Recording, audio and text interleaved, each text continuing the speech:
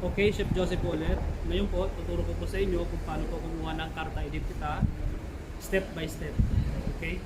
So, nandito po tayo ngayon sa Comune de Roma.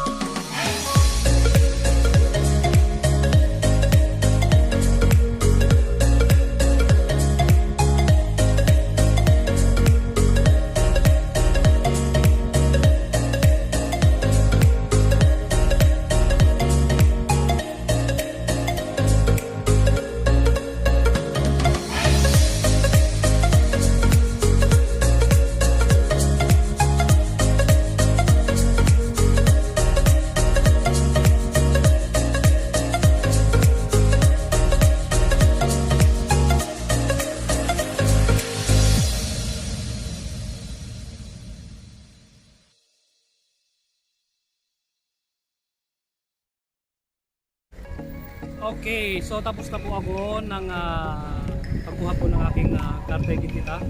Okay, so kakailanganin po, ulitin ko po, para po at least pag pumunta na po kayo dito, dala nyo na po lahat. Okay, kailangan daw po ng passport, okay, yung original, yung karta identita yung luma, yung codice fiscale, okay, tsaka yung permiso di soggiorno po ninyo. Okay, so ang babayaran po is 22 euro. Okay, ina-advise ko rin po sa inyo na magdala na rin po ng bankomat o ng ATM kasi doon na po sila, doon nyo na po babayaran sa kanila. Kung wala po kayong ATM, bibigyan po kayo nila ng isang papel, okay, na kung saan babayaran nyo po sa tabakayo. Okay, so sabi po sa akin, tinanong po ako kung i-deliver daw po sa bahay ko yung card ko po, yung karta identita, o kung kukunin ko din daw po dito. Okay, so after isang linggo po, release na po yung card po natin. So babalikan po natin by next week para pakita din po sa inyo kung paano, kung ano yung naging resulta at ano yun po yung card po natin. Okay, so kita po tayo next week. Chef Joseph ulit sa mga taga Pilipinas, sa mga FW kagaya ko, mag-ingat po kayo palagi. Okay po, Chef Joseph ulit. Ngayon po kukunin na po natin yung karta identita, nakalipas na po yung isang linggo. Okay, so dapat po dala po ninyo yung binigay po sa inyong pinaka-resibo po ninyo para po makuha po yung identity card po o ID card. So karta identity. Okay.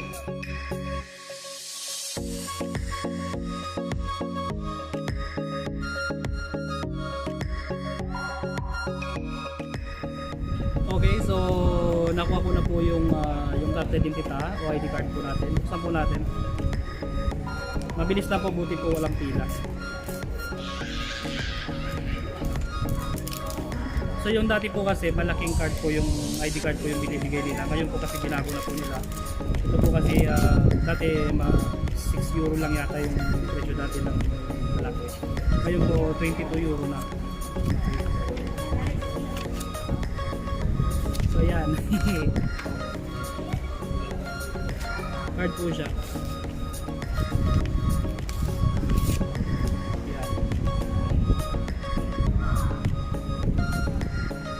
So ang ano po niya is 10 years ang expiry date po niya. Ganun din po yung luma. So kung nakatulong po sa inyo yung information po nito, sana po i-share po ninyo sa mga kaibigan po ninyo.